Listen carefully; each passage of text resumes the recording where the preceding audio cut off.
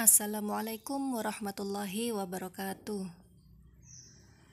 Alhamdulillah, kembali lagi kita belajar bersama tentang hadis tarbawi.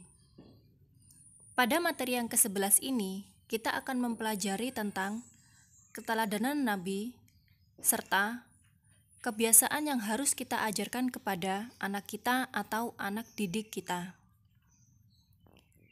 Langsung saja masuk ke materinya. Bismillahirrahmanirrahim. An Aisyah radhiyallahu anha qalat in kana Rasulullah sallallahu alaihi wasallam la yad'ul amal wa huwa yuhibbu ay ya'mala bih khasyata ay ya'mala bihin nas fayufrada alaihim wa ma sabaha Rasulullah sallallahu alaihi wasallam subhatad duha qattu wa inni la usabihuha. Dari Sayyidah Aisyah radhiyallahu anha, beliau berkata, adalah Rasulullah jika meninggalkan satu amalan, sedangkan ia menyukai amalan itu, karena ia khawatir orang-orang mengerjakannya dengan tetap sehingga diwajibkan atas mereka. Dan adalah Rasulullah Shallallahu Alaihi Wasallam tidak pernah mengerjakan dengan tetap sholat duha, sedangkan aku mengerjakannya dengan tetap. Meskipun Nabi tidak mengerjakan sholat duha dengan tetap, tetapi ini tidak berarti mengerjakan sholat duha dengan tetap adalah suatu amalan yang jelek.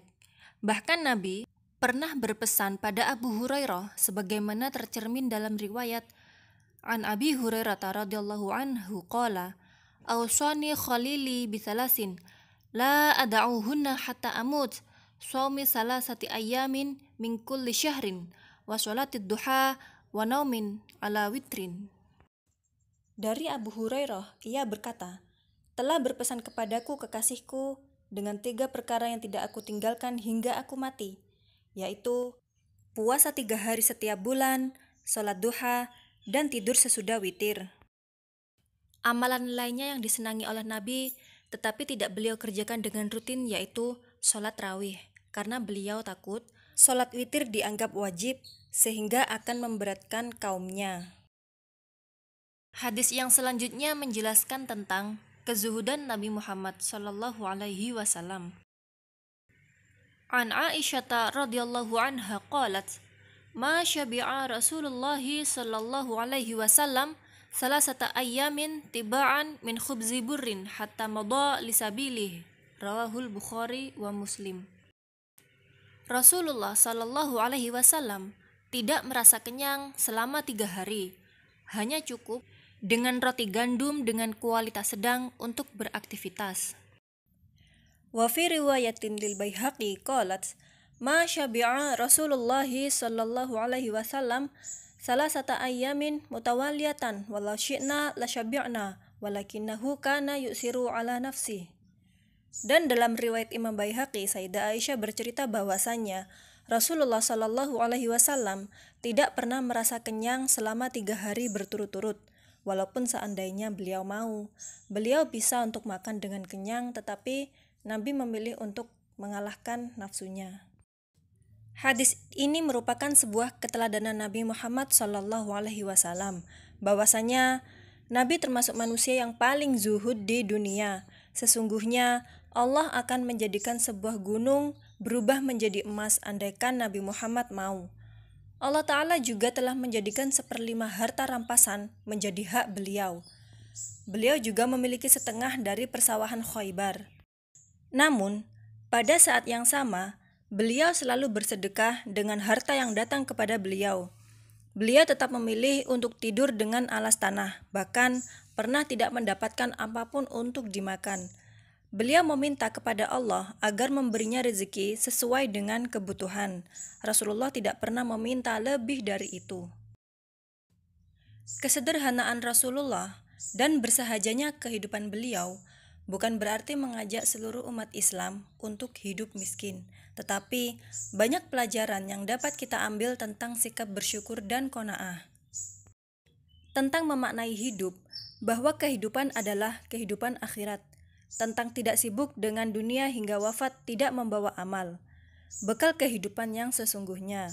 Tentang keluh kesah kita, padahal banyak yang harus kita syukuri dari apa yang kita enyam dan rasa. Karena kekasih Allah pun tidak semewah kita. Dari Abu Hurairah radhiyallahu anhu, ia berkali-kali mengarahkan jari ke mulutnya sembari mengatakan, Rasulullah Shallallahu Alaihi Wasallam dan keluarganya tidak pernah merasa kenyang dalam 3 hari berturut-turut karena memakan roti gandum. Keadaan tersebut terus berlangsung hingga beliau berpisah dengan dunia. Juga dari Abu Hurairah radhiyallahu anhu, suatu hari beliau melewati orang-orang yang sedang menikmati daging kambing yang dipanggang. Mereka mengundang Abu Hurairah, tetapi dia tidak mau memakannya. Abu Hurairah berkata, sampai dengan wafatnya Rasulullah Shallallahu Alaihi Wasallam, beliau tidak pernah kenyang oleh roti yang terbuat dari gandum. Bahkan Rasulullah Shallallahu Alaihi Wasallam pun pernah tidur hanya dengan menggunakan tikar dan bantal dari kulit kambing. Umar menceritakan tentang kebersamaannya bersama Rasulullah Shallallahu Alaihi Wasallam. Aku pernah berkunjung menemui Rasulullah Shallallahu Alaihi Wasallam. Waktu itu beliau berada dalam sebuah kamar, tidur di atas tikar yang tidak beralas. Di bawah kepalanya ada bantal dari kulit kambing yang diisi dengan sabut. Pada kedua kakinya daun penyamak terkumpul. Melihat guratan anyam tikar di sisi perutnya, maka aku pun menangis. Kemudian Nabi bertanya, apa yang menyebabkanmu menangis ya Umar?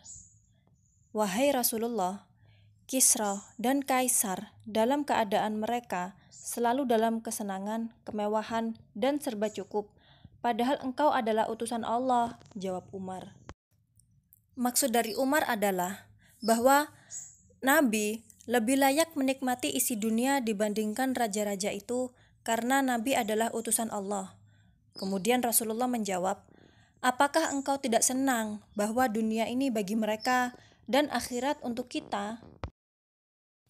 Jadi, pelajaran yang dapat kita ambil adalah hiduplah dengan sederhana karena kehidupan yang sesungguhnya adalah kehidupan di akhirat. Jadi kita harus mempersiapkan bekal untuk itu. Hadis yang selanjutnya diriwayatkan oleh Imam Abu Dawud.